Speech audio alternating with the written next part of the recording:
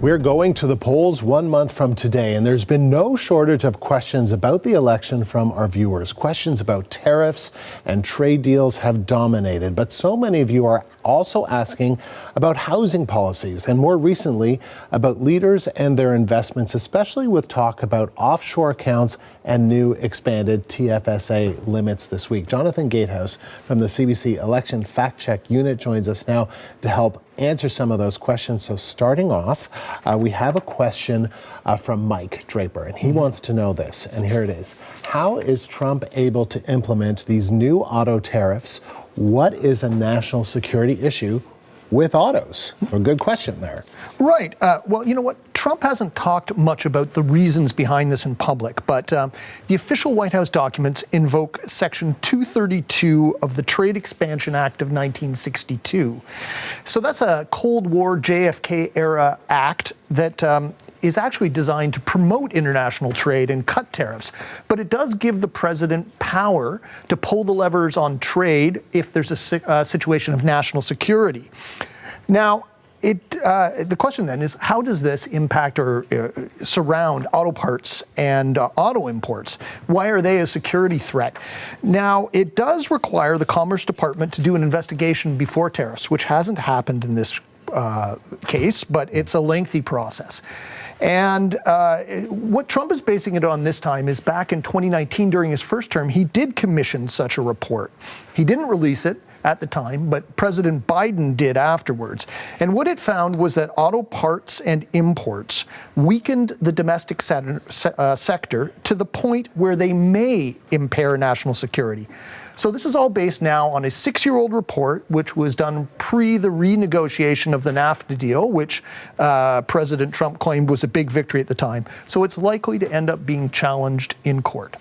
Okay, so much focus on tariffs, but let's look at some of the other questions people are asking. This is what Ray McDonald wants to know, and he says this: Pierre Poilievre said that he sold all of his investments in American companies, but did he? And he says he bought Canadian stocks, but there was mention that he bought into Brookfield. So, Jonathan, what more do we know about that?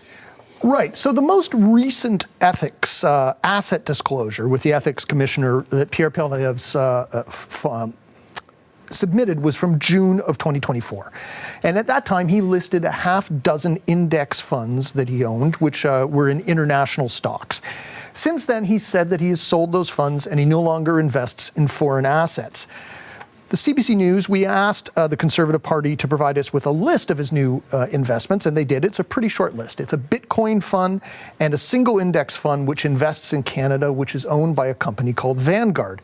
Now, a couple of interesting points here. As our viewer notes, there is a holding in Brookfield in this fund, the company that Mark Carney was chairman of the board for, and it's their 5th largest holding in the fund, at about 4.5%.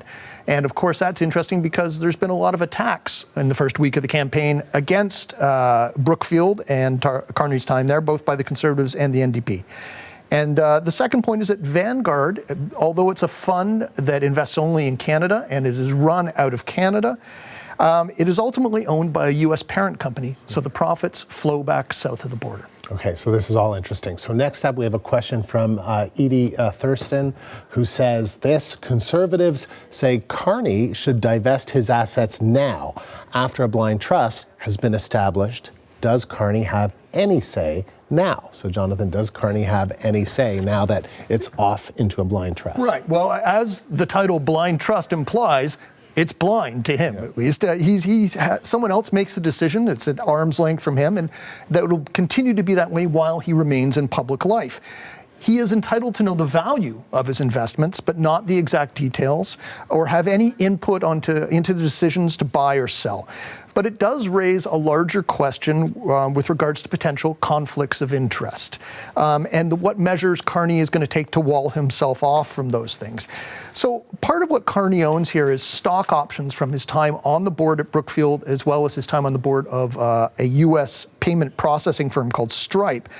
And stock options can be kind of hard, difficult to deal with because they're set with a time frame, so they're not easy to dispose of. Carney has said that in conjunction with the ethics commissioner, he has set up screens, and so he's trying to ensure that he won't be involved in decisions that could possibly benefit these companies and thereby his trust. All right, Jonathan, thank you. The CBC's Jonathan Gatehouse. And what questions do you have about the election? You can send us an email to ask@cbc.ca, and we will do our best to connect your questions to CBC journalists or experts to answer.